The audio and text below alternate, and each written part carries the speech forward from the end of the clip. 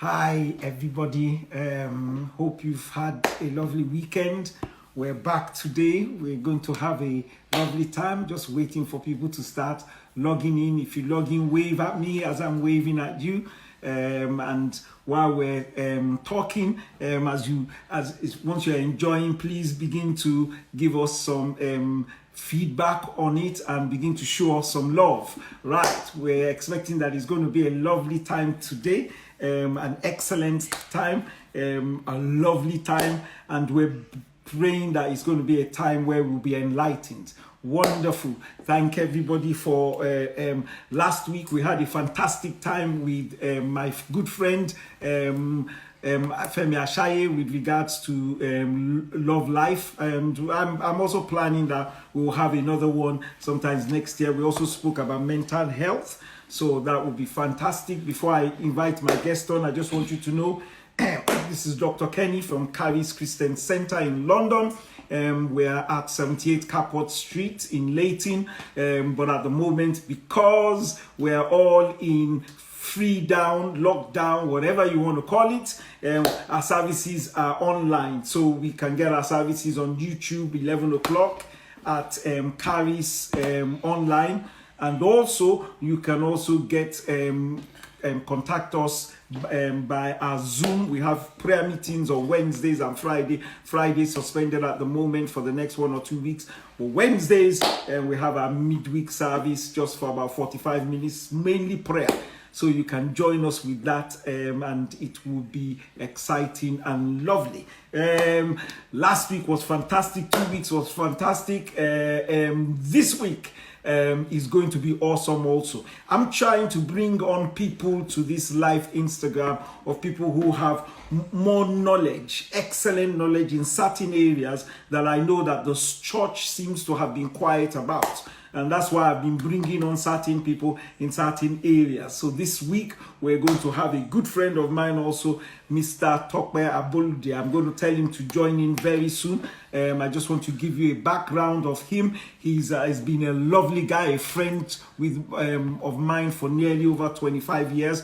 But what I admire most about this man is that he takes on some extraordinary things. So what I mean is that things that people don't really go on to. I remembered he has a very fantastic, lucrative business in the area of balloons. But I remembered in 1994, if I remember, when he was telling me he wanted to go into the balloons business, an architect going into the balloons business, I had my doubts. Well, let me tell you something. The rest is history. He has made a fantastic business from the balloons, traveled all over the world to India, everywhere, Australia, everywhere. It's a sign of faith. It's a sign that when God lays something upon your heart or you are sure about something, you should go for it. I mean, none of us knew what the balloons business was all about then, but he did, and he has gone through it. The second area is in this area of counseling, and we will talk about it. He will talk about it a lot, but he has excelled in that area, and I'm happy to have him on this show. So let me invite him right in. Yeah, that's him. Okay, we're ready to go. Let's see. Where is my friend? Show your face. Show your face. Where? Oh, here he is. What? Are you eating something? Yeah. You okay? Let me can move you hear this me? properly. Okay. Can you hear me? All right, good stuff, good stuff, good stuff. Oh, are you listening to all my rappings about you? You know what? I was thinking, who are they talking about? And I sure would like to meet that person. Oh, you're right, you're right, you're right. Please, everybody, don't be fooled by this quiet face. Or no, he is a businessman par excellence. In fact, that's one of the things I want to say with regards to be a businessman par excellence. If you tell him to meet you somewhere for 6 a.m., I guarantee you, I can bet my house on it. Talk will be there. Excellent, faithful, committed in business, but also in this particular area of counseling, which you would tell us a lot about. It's going to be fantastic. What I mean, before we go into things, why do you take on things that people don't normally think about? maybe counseling, grief counseling, balloons. And so why do you, I don't understand. Tell I us have that before we no go on. idea. Honestly, I have no idea. All I can say is that I think everyone has a calling in them, and if you're fortunate enough to discover it and you run with it, that's where your place of prosperity is. Wow. Yeah, but balloons. I mean, well, I mean, architects too, but how on earth did you jump into that one? Yeah, it's just, I fell into it. I can't really, it's not, I don't have a story as in a big design. Something happened. I heard something. All I can say was that I remember that my roommate then, back when I was in uni, just said to me one day, I've got this wedding to decorate. I think you'd be good at this sort of things. Do you want to join me? And of course, in uni, anything that was basically to make money, I was in there. I made cards, I sold plants, and I would sort of, do stuff like that. And so I went with him. We worked for like 3 days flat out, creating stuff. It was more difficult in those days because you had to physically actually make stuff. And so we did that. We were design students, so it was from that perspective easy for us to create stuff, and we had this background of design, and we brought that all in, and it was fun. And when I came to live in the UK, it just seemed like a natural progression. I remember attending that first wedding and looking around and thinking, I can do this. I think I can do this, and just saw the balloons for the first time, and I thought, oh, if I bring my knowledge from the design perspective into this, I can, I'm pretty sure I can bring my own, stuff to it. And it was just a natural progression to move from to use my foundation in design and just start working with balloons. And it was just really, the rest, is history. Which has taken you all over the world. Wow. Okay. That will bring To me to God's the glory. second one, which is what we're talking about today. Okay. We're talking about coping with loss. Yes. Now, I think people need to understand where you're coming from. You're a counselor. You also went to do this counseling thing, and you have you're a qualified, certified counselor. And you've been in this, you've dealt with this thing for a while. You've been attached to hospital and other places. Give people a little bit of your background on this issue and your qualifications there.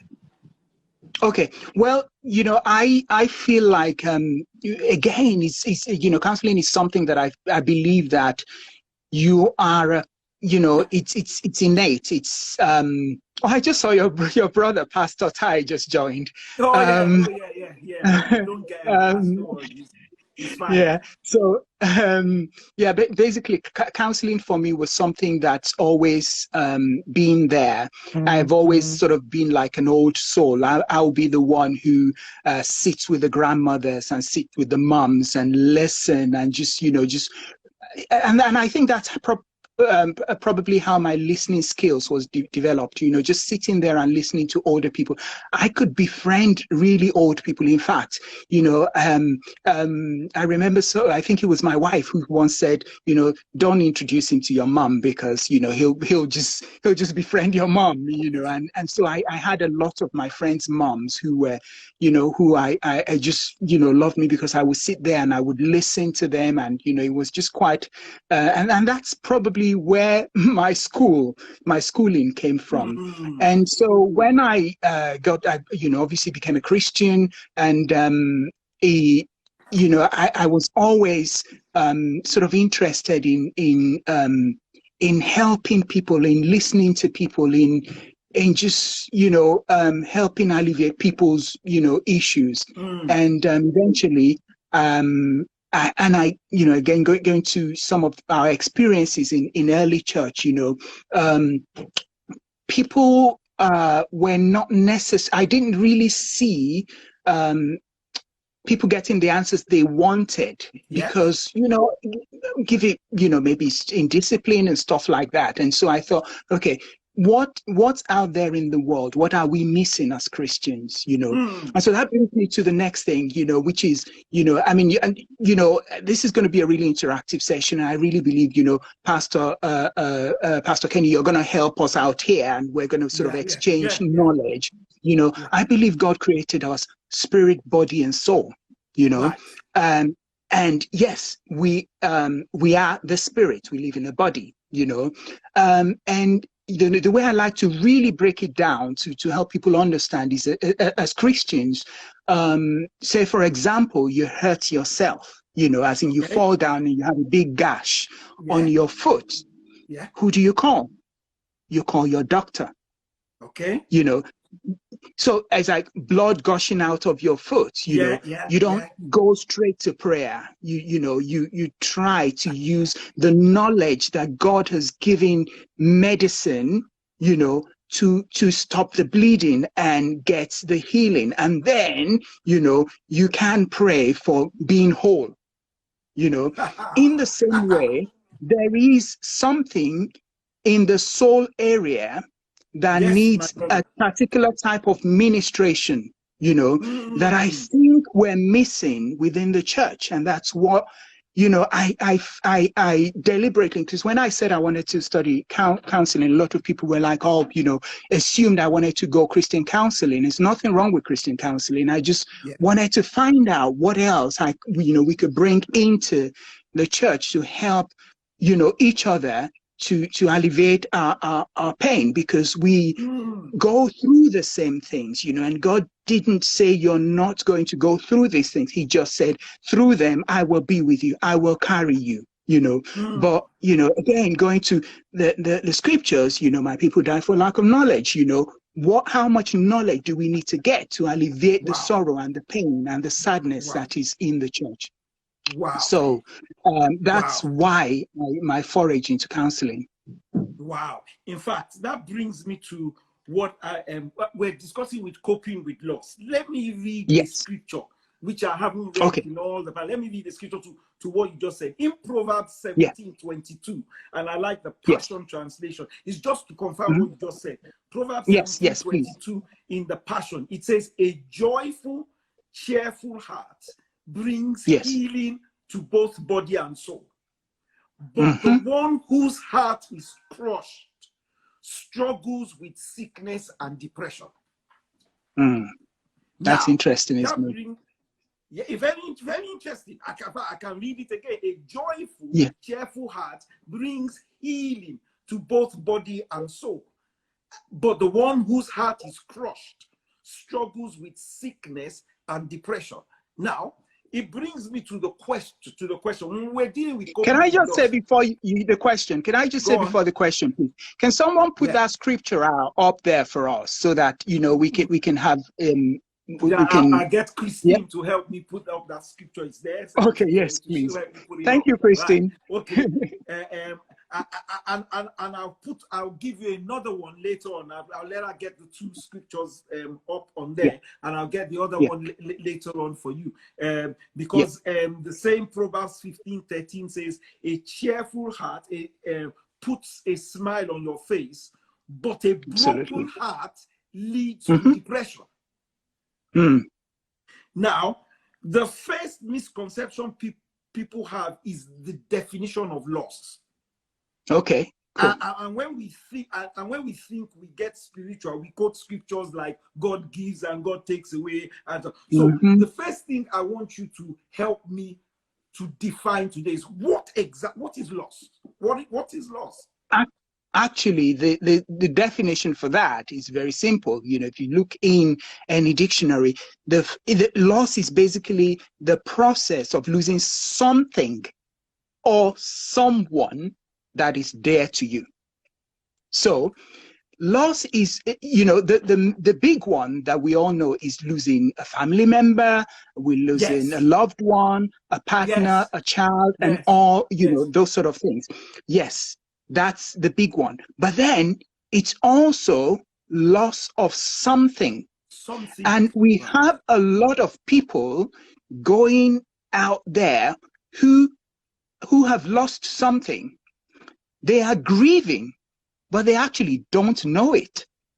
And so we have a lot of people acting out and don't have an understanding of what's going on internally for them. Wow. So I'm going to say the types of losses that, like I said, the big ones is like loss of a close friend, a partner, and we could go loss of a relationship. So if you lose a relationship, you could be absolutely devastated by that. Okay, and then that relationship does not necessarily a married relationship. No, absolutely not. Basically, if you've invested your time, your finances, your emotions, especially in a relationship, and you lose that relationship, whether it's sudden, or planned, it can, you potentially will go through a grieving period. If you're aware. If you're aware of what's happening, then it's easier to deal with. Right. We're going to talk about areas of emotions later, aren't we? To do with understanding emotions, why, maybe men, are a little bit less communicative with their emotions, and how that can have an effect on you, and or whether it's culturally that's sort of holding us back from expressing ourselves. That's all all mixed in there somewhere. But if you're listening to this, I'd like you to go to the comment section and give us your thoughts on different losses. They don't need to be losses that you've experienced, but I'm going to lead and give you a couple of ones. So example, leaving home.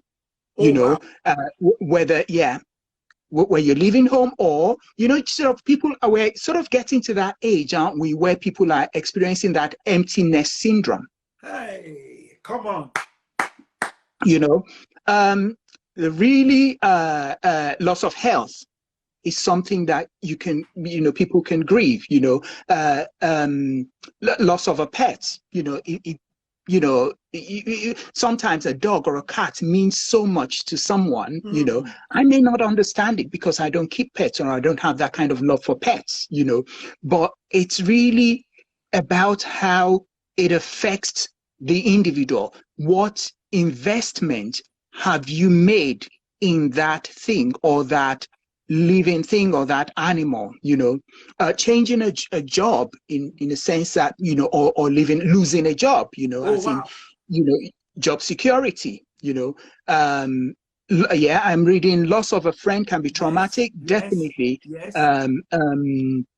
Moving to a new home, what you've left behind, the area you've left behind, you're losing that. Graduation from school. Some people actually leave school and they're not quite sure what else they're going to do. And sometimes it's easy when you...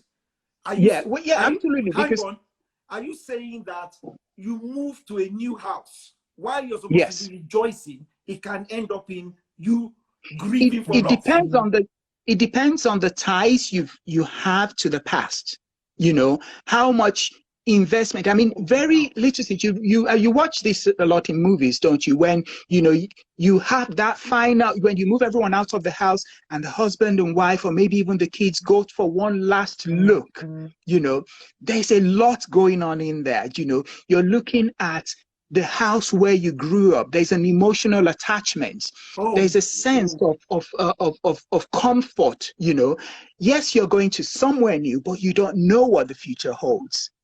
And you don't know what that house is going to look like. You're not going to have those 25 odd years of memories that you have attached to that old house. So those these are, it's interesting, but these are all types of mini losses and stuff like that. And if you're not self-aware enough to process it, it's all just about processing. Becoming aware of your feelings. How does it feel for you? Just take a moment, breathe in and think, okay, what am I losing here? What am I going to? It's really just becoming aware of those sort of things, so that eventually you can get to a place where suddenly you would have that little straw that may break the camel's back. So maybe you suffer a big loss, and it all, or another, the other, to spin it the other way around. Maybe you've suffered a big loss which you didn't mourn or grieve or understand, and then you have this loss and that little loss and that little, and suddenly a little one happens, and the one that breaks the camel's back, and suddenly you really act out to the proportion that is not, and it's all really just understanding, and something, if you can, talk through with a counselor or someone, a mental health expert who understands what it is, then they can break it down for you, and then you could walk through it and understand and normalize the situation. Because we all go through losses day in, day out in our lives, and we just don't stop to take stock of what's going on. Let me ask this question, because this is the question I wanted to ask, and somebody just put it up on there saying, okay, I definitely understand my daughter leaving home. It took a long time for my daughter to come to the adjustment of our new home when we moved. In fact, I want to add that to something that came to my mind while I was thinking. Many people, when they go to university, and some people think that they are messing up in university. Can it sometimes in that first year, first 3, 4, 5 months, and they've gone riot, or they've not been? Is it because they've lost home? They're losing. The adjustments you have to make when you leave home, especially within this community, in the first year, it's what the adjustments a child, a teenager has to make is phenomenal, because there's that security, dad's gonna fix it, mom's gonna make dinner, and all of that, can be quite overwhelming. I love what Christine's just put up there, and I had that in my notes: loss of independence within this lockdown. That is very, because it's almost like you're shut in a prison. Your independence has been snatched away from you, no warning. So, how do you deal with this? Has not happened before. There's no precedence. We're all going through this, and all the experts are touting themselves as experts to sell this, that, and the other. I'm glad that's not what we're doing here.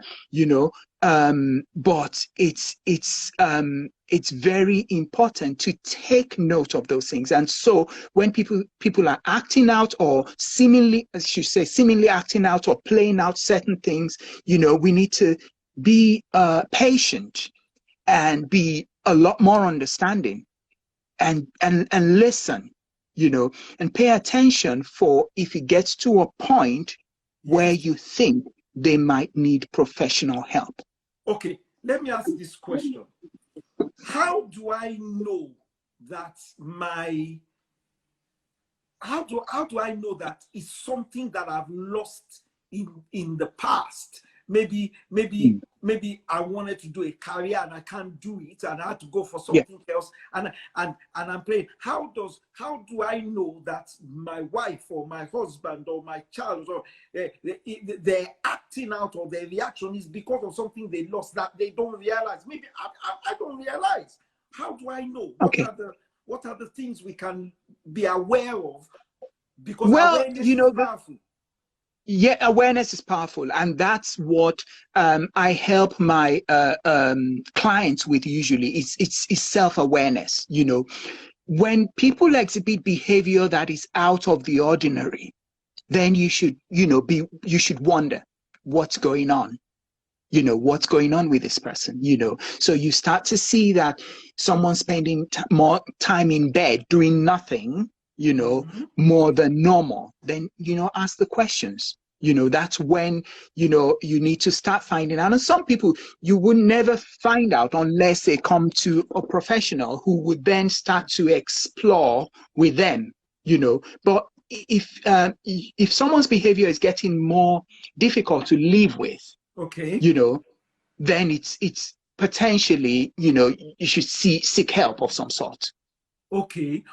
Let me go back to this thing is on my stronger. Let me go back to this children leaving home, Yes. going to uni, or they're packing their, or they bought their own house and they leave. Please, how do we, this thing is very important, because I have so many times sat down with Yes. certain parents and they said, oh, or certain, or some adults who just gone to uni and said, oh, I found it difficult, I was just sad. Some people said that they've lost sleep, they're in some, they can't sleep, they can't, and most of the times we would say, especially in the BMC, Black majority, or get on with it, just get on with it. Yeah. Yeah. How can we help in that area? How do we know it's a loss? That Okay. they're dealing with loss.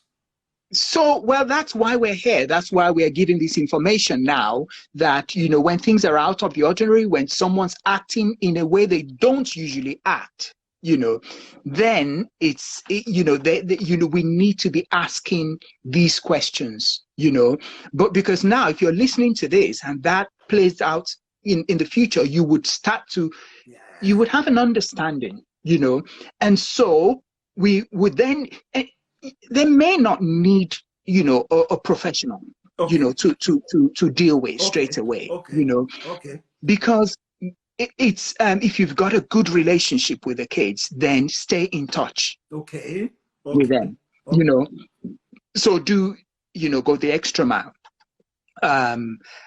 Send a text message, you know, call, you know, do things still together, as in just go and visit, you know. So don't just leave them to their own devices, because now suddenly, yeah, you know, we're done with you, go on your merry way, because that in itself, it's, you know, it's very scary for a teenager. We must remember that they are teenagers, you know, and it's a big world out there to take on, you know. And so, you know, to sever that, you know, to sever that bond in that really, well, there you go, you're in uni now, you know. And then even, you know, and one of the ones that, you know, of the questions I have had from, you know, from that perspective as well is that, okay, so when I'm done, does that mean I can't come back home? Have you ever heard that? Wow, that's true. Can I not come back home? You know, that is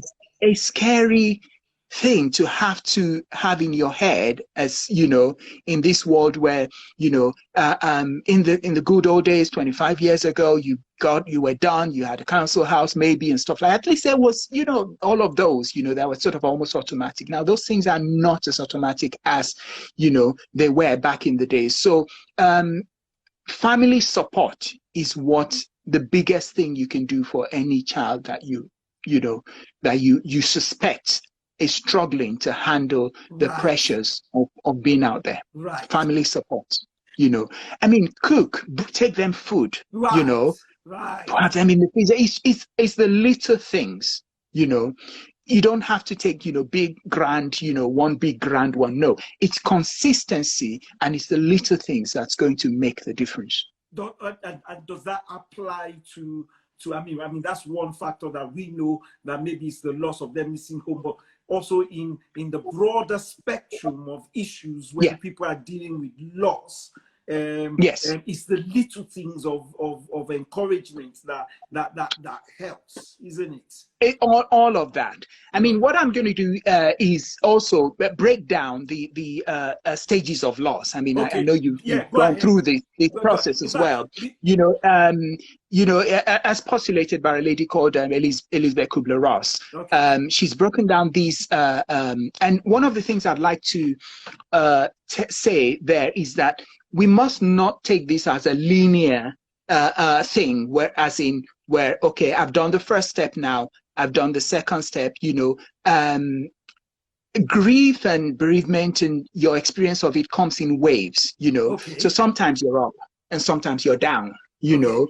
And so rather than think about it like a staircase, as in I am climbing up through the levels, because this is what they told, this is what they said, you know, because you've got denial, anger, bargaining, depression, and acceptance. Those are the 5 stages, you know. So I'm going to do 1, 2, 3, 4, 5. It doesn't quite work like that, you know. It's more like a roller coaster. You know, it's more like a roller coaster. So it's like, some days you're up and some days you're not so up, But I think with the people I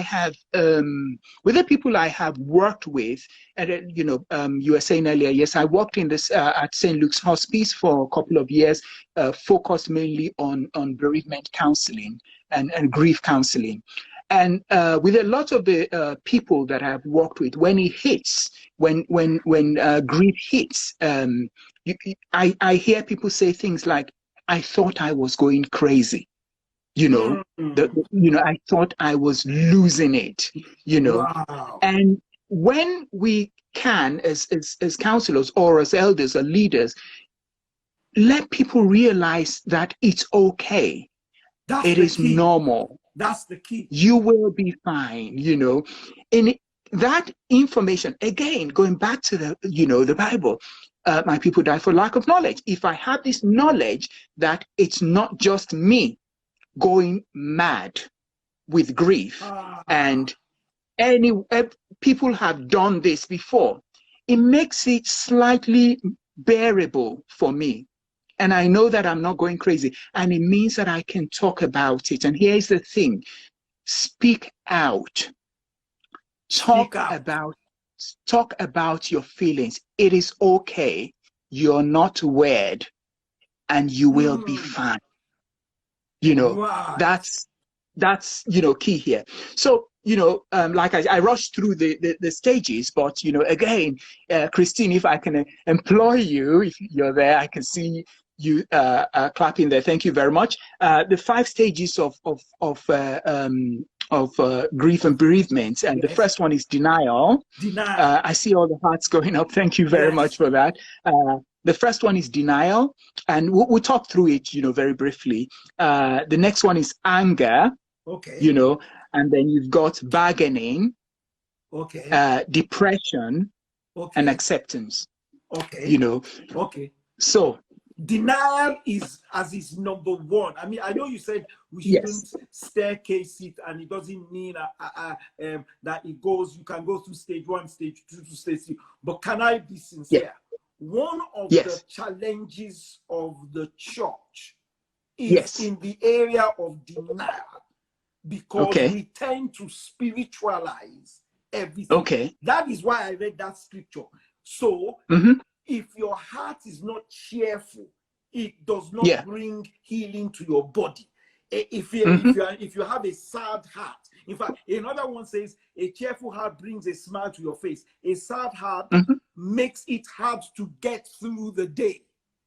Now, it's the denial. I know you go through it, but when you said denial, I jumped on that. The denial so the denial in this sense can actually be helpful, because the denial actually cushions you from the shock, the immediate shock. So imagine, imagine, I mean, think about, I'm sure a lot of people here have experienced some sort of, loss of a loved one. And I certainly remember a lot of the ones. Usually my experience has been, for me, it's like I just go quiet, and I can't, it's that shock. It's that, oh my, this has happened, but if I don't say it loud, then perhaps it's not real, Right. So the denial actually at this point, I understand what you're saying as far as, and we're going to get to that later, I think with it is a different type of denial, but the denial within the grief process can actually help, cushion the shock of what has happened. Really? Wow. You're in a state of shock, you deny the news, in effect you go numb. Right. Right. You go numb. Right. And so that's what the it's almost like you're living in a preferred rather than an actual reality at that point. Okay. So how is that beneficial? So because at that point it's beneficial for you because it's an attack on it's an attack on you, you know.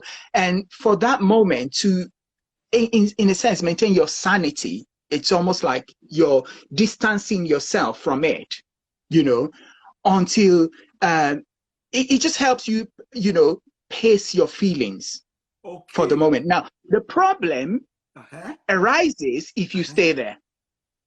That you cannot stay there. So if you find someone that gets stuck within the denial stage, then they need help. Right.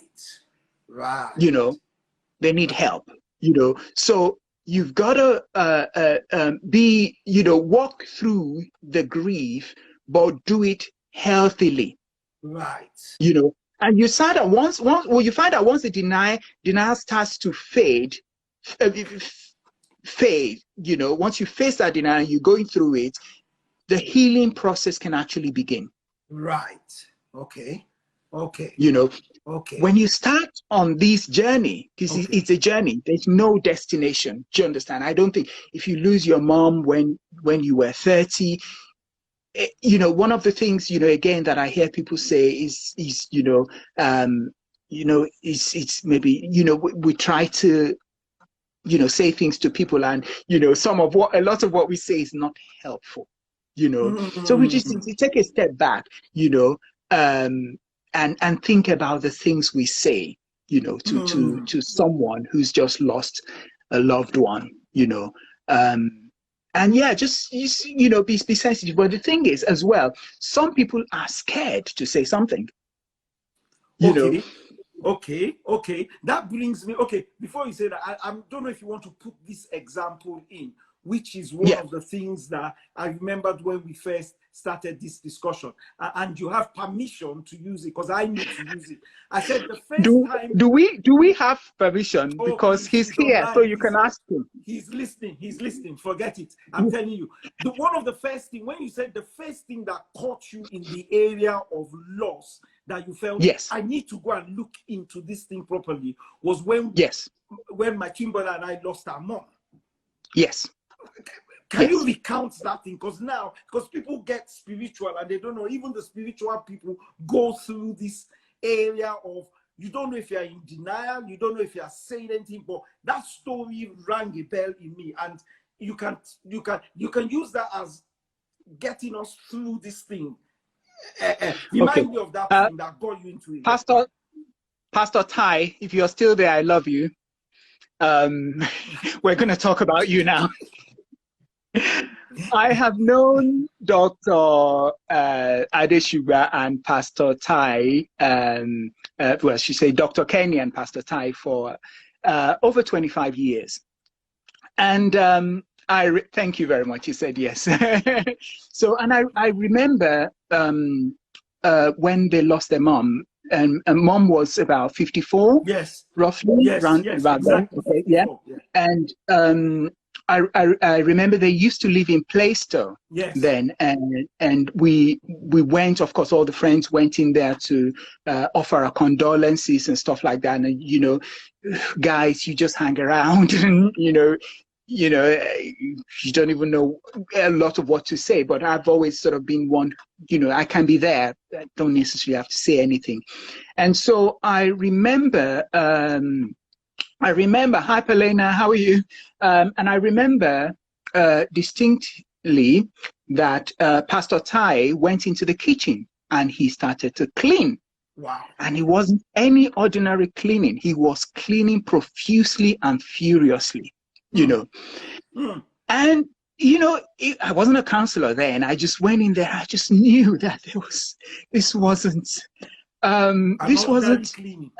ordinary cleaning, you know. And you know, I think, I can't remember, you know, the sequence of things, but I just remember someone went there and held him. And at that point, he, you know, he got really emotional and he was crying, you know. And I think that was a pivotal time for him to let his emotions out. And until today, I mean, for that to have that much of an impact on me, that I remembered that vividly, it did something for me, and I still, till today can recount that experience.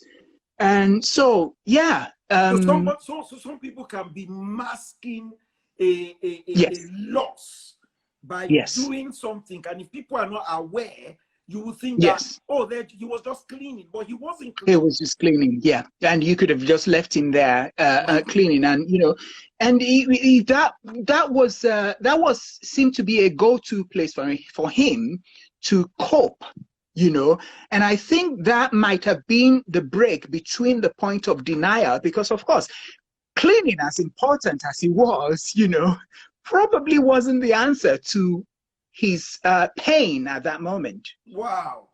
Wow. So it's yeah, and I'm sure everyone has their own way of how they would deal with a pain that they were too that was too deep to express in the moment.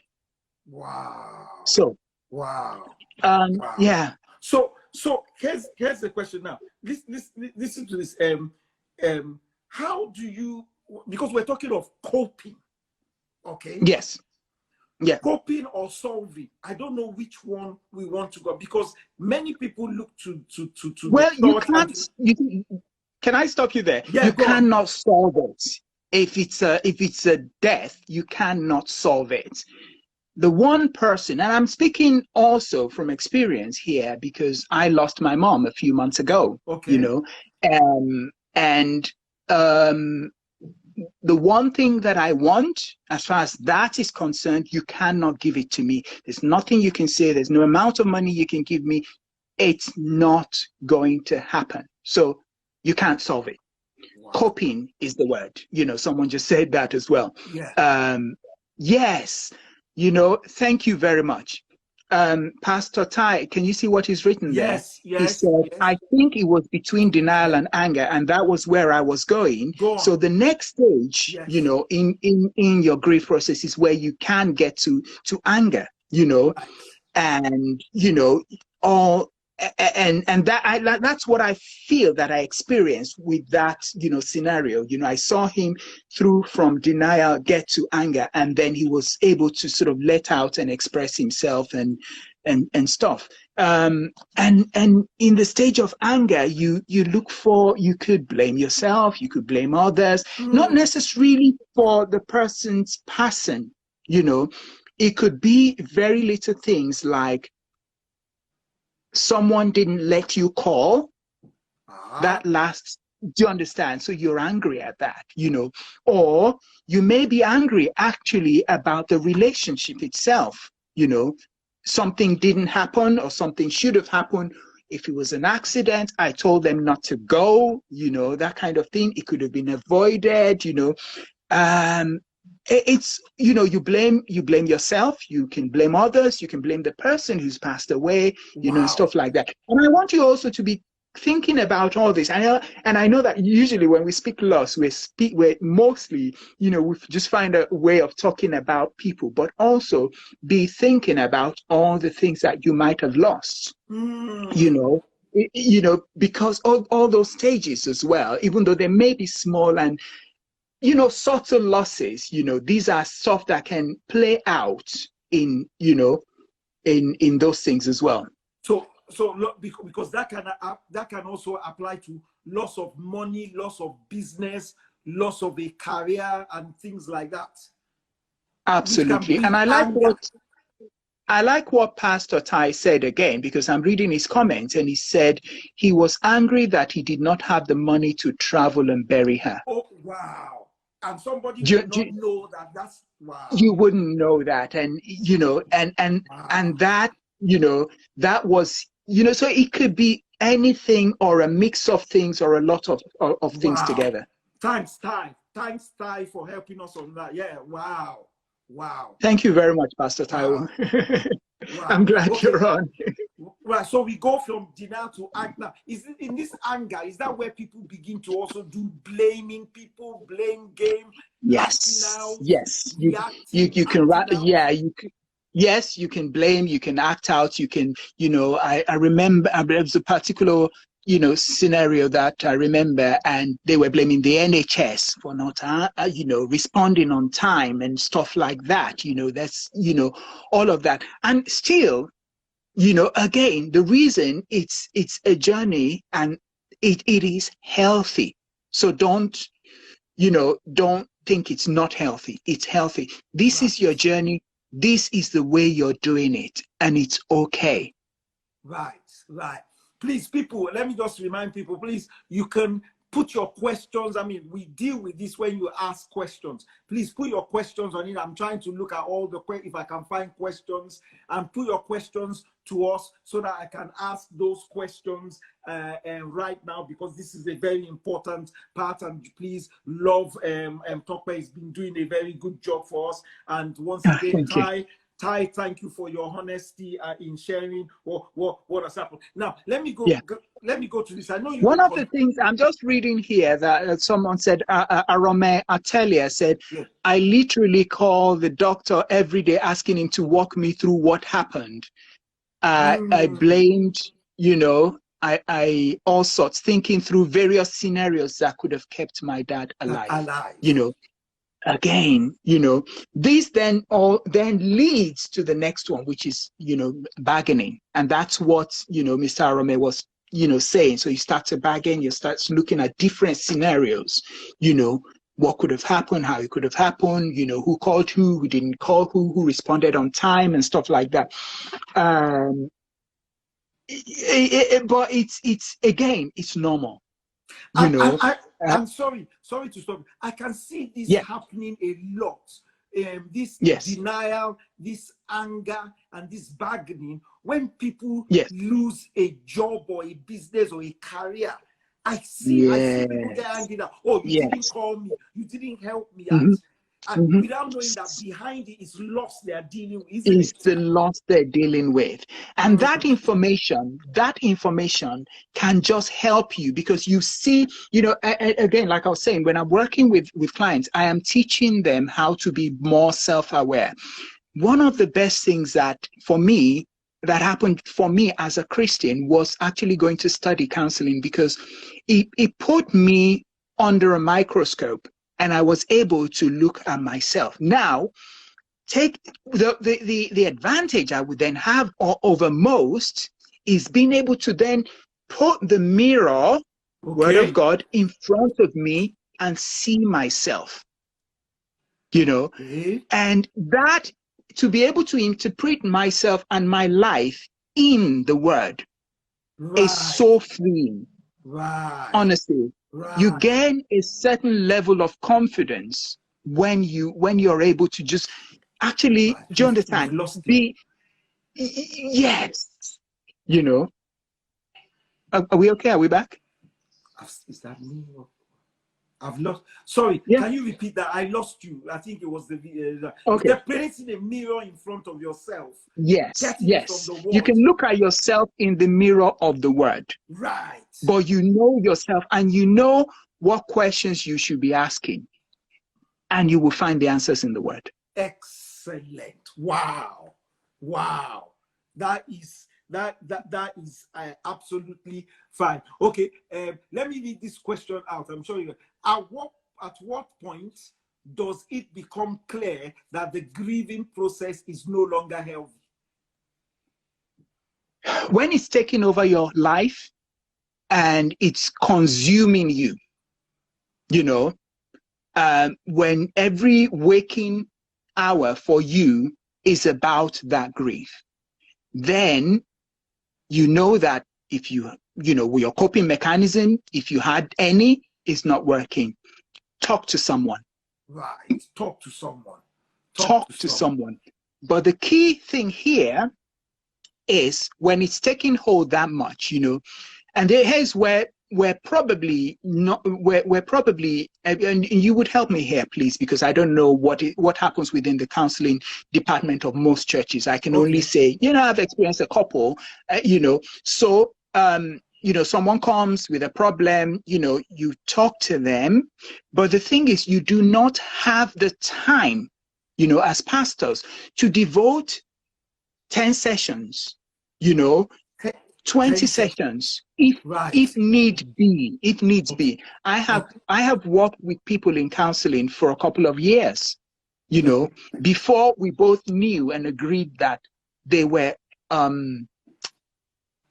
they were able to cope on their own. You know, this is based on how fragmented that person's core self is.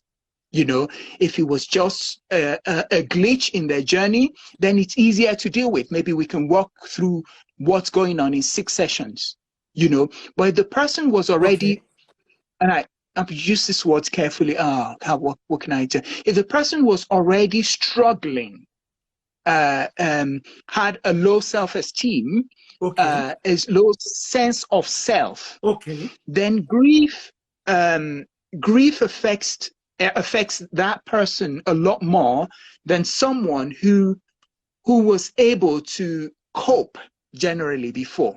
Right. Does that make sense? So yes. People do grieve, you know, people do grieve in it's sort of almost directly proportional to how strong their core person is. Right. Okay, repeat that. That's very important. People grieve. I said that people grieve and go through the grief journey in it directly proportional to how strong they are mentally.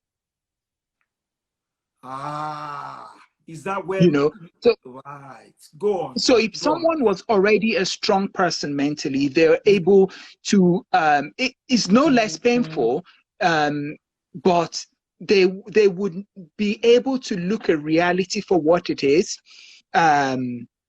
experience the pain for what it is, go through the pain for what it is, do the different stages, and still and come out of it to the point where they accept that life's not going to be the same anymore because my mom's no longer here. Okay. However, okay. I am learning to live with that reality. You know, so it's about learning to live with your new reality rather than moving on. It's not about moving on. It's about learning to live with your new reality, which you can't change. Okay, so is that an advice that we need to give? And I keep going back to that because of the issues that I've seen. Is that an advice that we need to give the young adults that are either leaving home, going to uni, buying a house, that look, you need to learn to live with your new reality? If I'm in counseling, someone loses their job, lost some money, lost a business, lost on the stock market, it's important for them to say, look, one of the first ways to overcome it is to know that, well, this is a new reality. Accept it. Wow. You know, look at COVID for the moment. You know, okay, go on. Yes, people are dealing with COVID at different levels. You know, so I was on a Zoom call the other day, and you know, a lady was speaking, and she was like, "I like solitude anyway, and I'm fine." You know, and that's okay for that person. You know, some people are not fine. They're extroverts. They thrive on going out and the outdoors and all of those sort of things. To be in this situation for them is a struggle. Right. You know, right. They've lost, you know, to go back to what Christine said, they've lost their independence. So they may be struggling a lot more than someone who thrives on, do you know what, I'm an introvert and I'm fine. Okay, let's go back to this thing for a few more minutes, and then I told the viewers we will get you back on another day to do it. Now, emotions is very important to me, because we have, let me talk about, now I don't want to give race here, but we know a certain race has been changed from in development to hide their emotions. Get on with it. And so I had a dog once, At a point in time, the dog got sick and died. And I could remember that we were a bit sad, but I remember my parents said, but it's only a dog, which was a get on with it. But they didn't know. Even now that I'm talking about it, I can still remember that dog. We've been called to suppress our emotions, not talk about it. Now, that is in the upbringing. But let me bring the other part to it. And then we go from the upbringing into the super spiritual church. Where that's a dangerous combination. Exactly. Where we are taught that take it to the Lord in prayer. Now, I believe so much in prayer. So if you are going and I'm glad you're the one saying that. I'm glad you're the one saying that. So it doesn't come across like, just go to the Lord in prayer, forget it, leave it at God, I forget. Now, talk to me. Emotions are important. Expressing emotions are important. How do we leave background behind and be real, especially men? Okay, yeah, I'm glad, I was waiting for that, that especially men thing. I think, because, sorry, let me add this to you, because I don't know in your counseling clinics, the ratio of men to women that come and really express. I don't know the ratio of men, but men have a way of suppressing their emotions, and maybe because we feel that it makes us weak. Okay, well, so here's the deal. There are four sort of major emotions that all of us feel, and that's like, constantly through, the day maybe. It's anger, sadness, happy, and fear. Every other thing, whether you say elated and stuff, it all comes under those four basic emotions. Okay? Okay. So, but most of us men, tend to sort of, vacillate between happy and angry. So we can do happy because that's safe. That's you won't get criticized in a sense for being happy. And then anything about fear and sadness, from a man's perspective, and then from a cultural perspective, like you said, it's like the get on with it and all of that kind of thing. And then from a Christian perspective, you get thrown a scripture, So, so most people, and that's why, sometimes, in cases of, say, domestic abuse, you find this a lot where, and domestic abuse works both ways. So I just wanted to put that out there so you don't just feel like, so that, some people are just not feeling that, well, men get emotionally abused, women get emotionally abused as well, So, we don't, there's no space or allowance to express the fear and sadness. And one of the ways that, we, because most of what we learn growing up, we learn from our primary caregivers. Okay. So whether that's our parents or aunties that we lived with, lived with us and stuff like that. All the information we imbibe and we take and we use in adulthood, are learned behavior. Right. So, typically, if you've got a boy child and a girl child, and I'll just break this down in such a way that, we all can understand it better. If your girl falls and grazes their knees, you're there, and you gather up and you go, there, darling, don't cry and stuff like that. If your boy falls, same fall, grazes their knees, you look at him and go like, get up, what's the matter with you? Stop being, do you understand? And and we, to an extent, it's something we do, because we, in a sense, want to toughen the boys up, but what message, because everything we do as parents is sending a message, whether you like it or not. You know, it's not just what you say, it's what message, and that what we need to be concerned about is what message are we passing on? What are we saying to the girl? And what are we saying to the boy? So the boy child is learning, you know, albeit not in so many words, hide my emotions. Right. It's not okay to cry. Right. Cover it up and stuff. So they don't learn that it's okay to be sad. Right. It is okay to be afraid. You know, even God places certain things in us, as in fear, to actually to keep us safe. So it's okay to be safe. And so what's important here is communication. You know, talk about it. You know, what are you feeling? You know, and yes, and it's not necessarily about mollycoddling someone, but let's have a conversation about what's going on with you. You know, and that's what, again, within a session I will be doing with my client. I will be going like, okay, so, and it takes a while sometimes to break through that exterior, you know. And I remember my journey, and I'm going to, you know, share that here, you know, if that helps anyone. As part of my my first year in counseling, I remember you were mandated to have 6 sessions with excuse me, we're mandated to have 6 sessions with a counselor, because of course, you know, how do you go into being a counselor without actually learning to be on the other side of the chair and have that experience of what it feels like?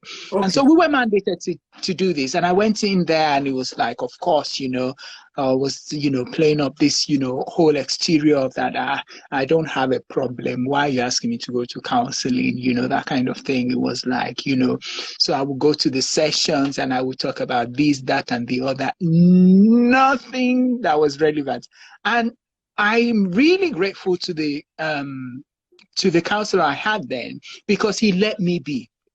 You know, he didn't force me to go where I wasn't ready to go, because I wasn't ready, you know.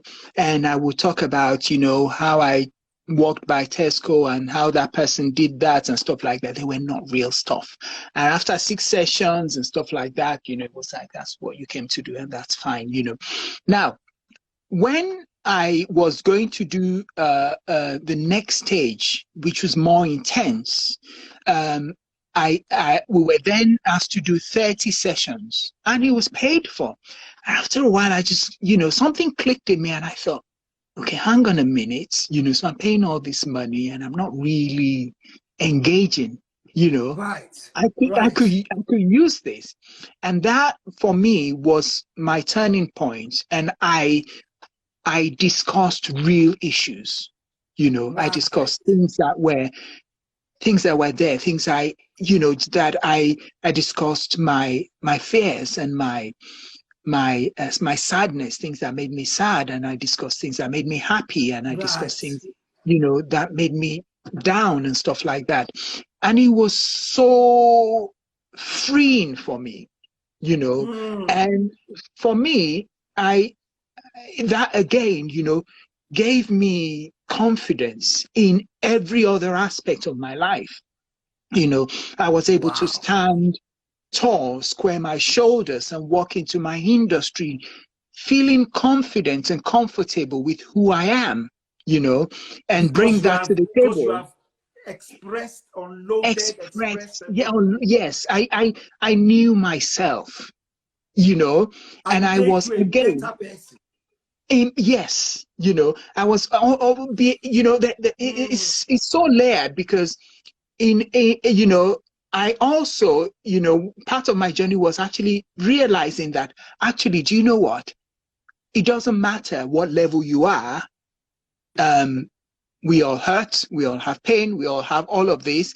The only perfect man was Jesus. Do you understand? And so regardless of my interaction with you, you're not Jesus, which means you're not perfect. So, you know, we're all, you know, you could have an ego, you know, you could be narcissist, that's your problem.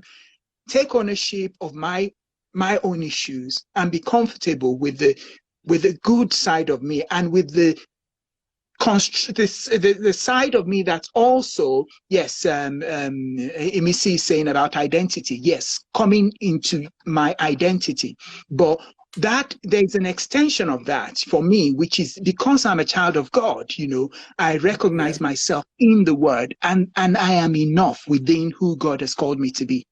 Right, I'm going to come to that. Let me just, there was one or two questions before we logged out that I want to deal with before I come eventually to that. There was a question: how do you deal with a continuous decline in your health, which you have no control of?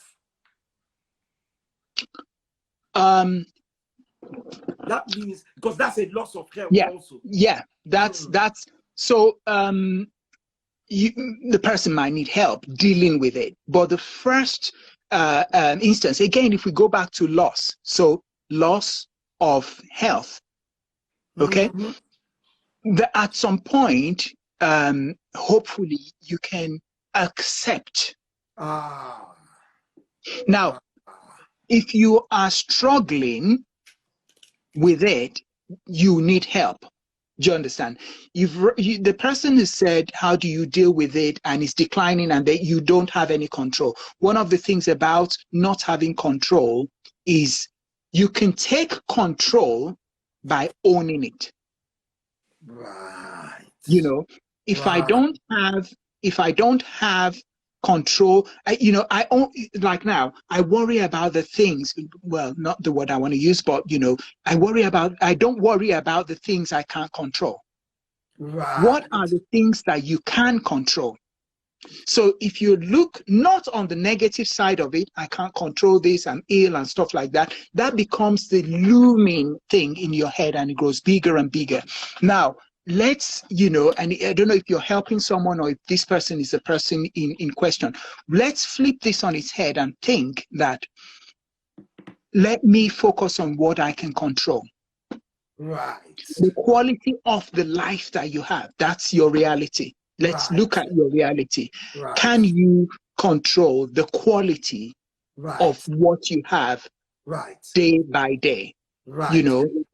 And isn't that also appreciating whatever you have at the moment? The things around you gives you control. That, well, at least there is a lot to be thankful for.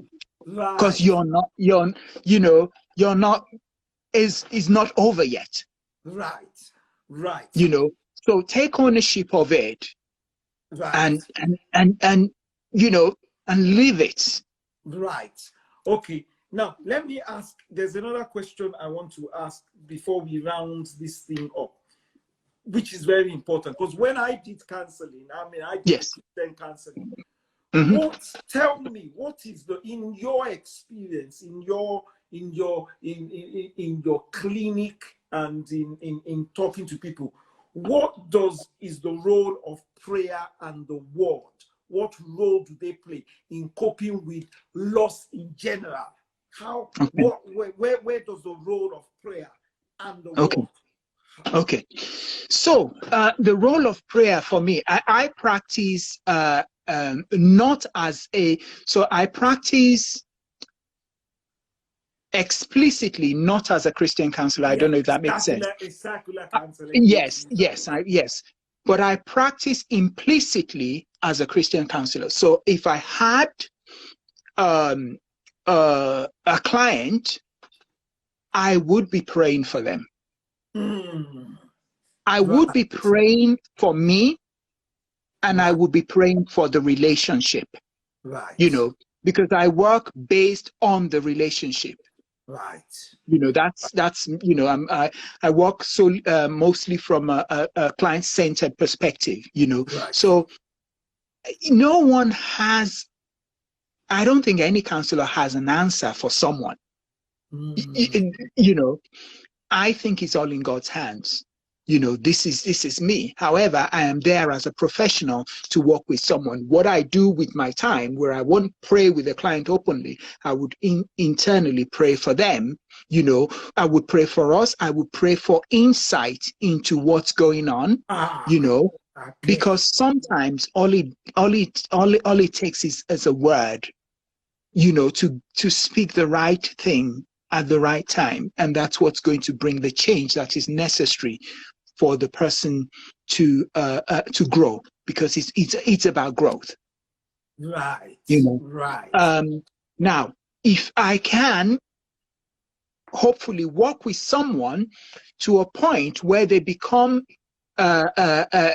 self-aware, do you understand? Then you can start to realize that every question in your life has an answer in the word. Wow. So Right. if Right. let's what so if someone says, I am depressed. So, Pastor Okay. Kenny, what is the answer to I am depressed in the Bible? You know, Right. um, we, I know we're running short of time, but I just want to go through, because I have some things that I've written down for how to cope, which Yes. is, Yes. which should be the Yes. round, Yes. which I That would was my like us to last use as question. a Yes. roundup. Yes. You know, Yes. how do you actually How cope? to cope. Yes. Yes. So one of the things that we've talked about is talking to family and friends. So if you find you're struggling, Okay. do not hold back. Okay. Give someone a call. Okay. Okay. And if that person can't help, hopefully they can signpost you to the right organization or to the right person. Okay. Like I said, some people may need just a pep up talk. Okay. Okay. And that's where Okay. friends can help. The only thing with friends sometimes is, obviously, because they don't have the technical knowledge, there's certain things that may not occur to them, per se. For me, within the counseling, I'm working with someone to become aware of themselves. I'm working with someone to understand and know their identity and take ownership of their identity, to find their true self Right. and Right. recognize their false self. Do you Right. understand? To a Right. degree, we have our true and false selves. Our Right. false self is what we use to protect. It's a mask we wear. Okay. And when we come to church, it's like everything's okay. The true Right. self is not okay. I am in pain. I am, hurting down there. Now, if you can recognize when your true self is showing up and when your false self is showing up, you've got a sense of yourself. So Okay. you would know that you need help. If you need Okay. help, you would Okay. know to seek the type of professional help you need if you need that. Reading books helps, because Reading that's books. knowledge. Yes, Right. knowledge. That's one way to cope, because sometimes what you need to do is distract yourself. You know, Ah. from yes, you may Ah. need to distract yourself from that. That from what is going on, until you get to such a time as you can cope. Okay. Another very favorite of mine is listening to upbeat music, or uplifting music. Okay.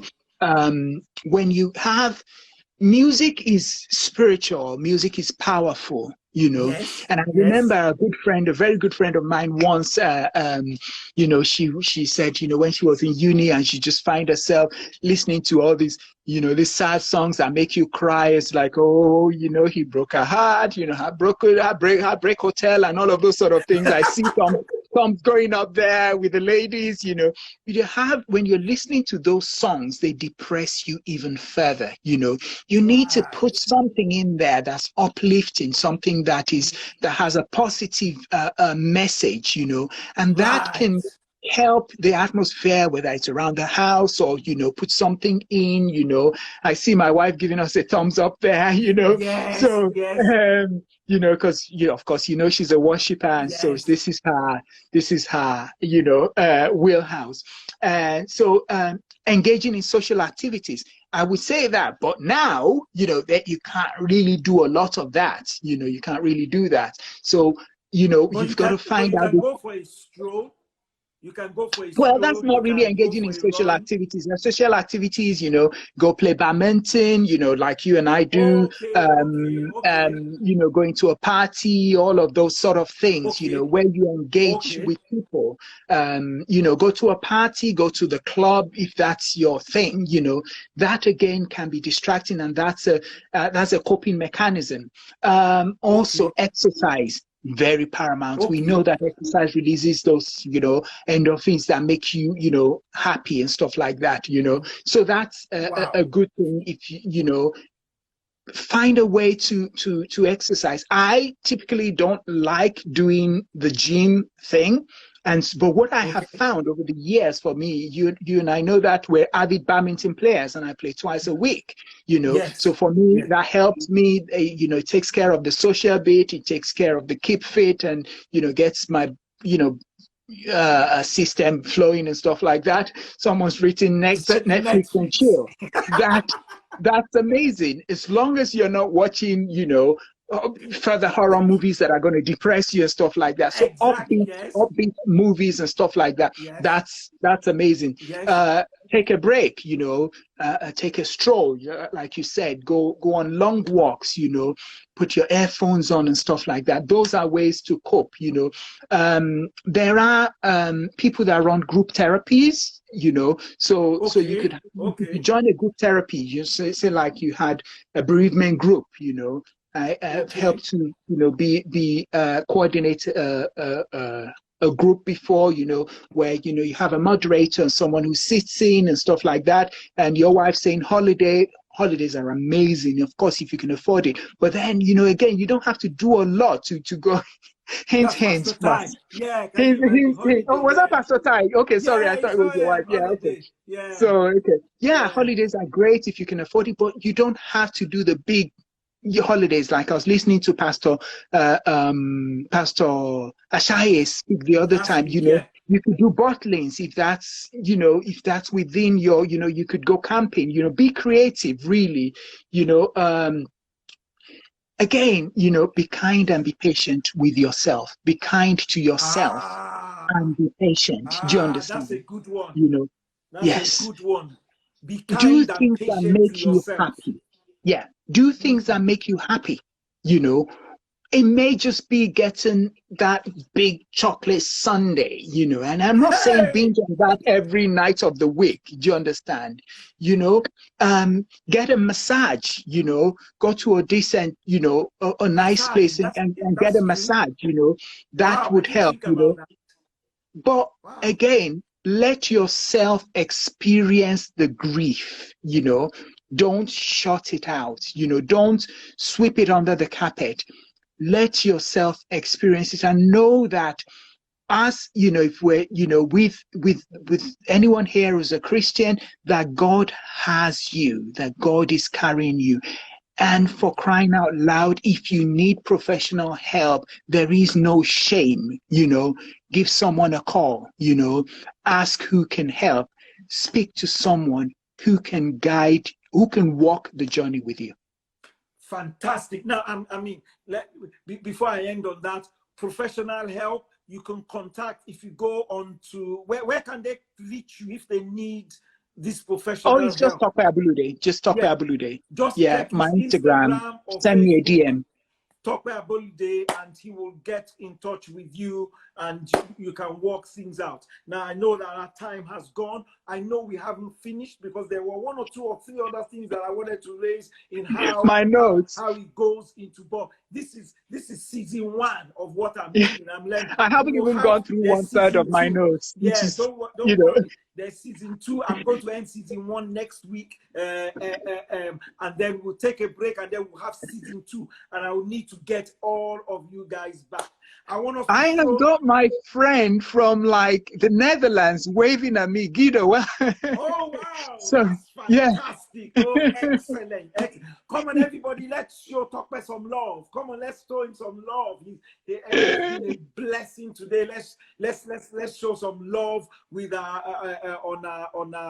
exactly. Let me see those. Thank you. Thank you very much. Tokwe, thank you you so much. I know we haven't It's covered an as much as absolute we wanted pleasure. to, but it's good. It's good. We will cover more. We'll be more prepared next. Well, we were prepared. It's just that time so I'm going to get you back in season 2 of this Insta Life with Dr. Kenny. I just want to say thank you so much. We appreciate you coming on our program today. And once again, let's show him some love. I'll let him go and take some announcements after this.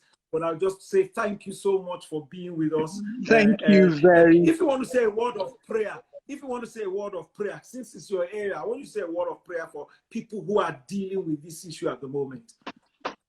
Okay, so Father, in the name of Jesus, I thank you for today. I thank you for this opportunity to be a voice to the things that you have had us discuss today. I pray for every listener and I pray for everyone who is logged on here today that you touch them in a way that only you can touch them. I pray that you shine a light to what they need to do to get the help that they need and to help cope in their times of loss. I thank you, Lord, and I give you praise for this session. Amen. Thank you so much, brother. I'll let you go right now. Thank you for being with us.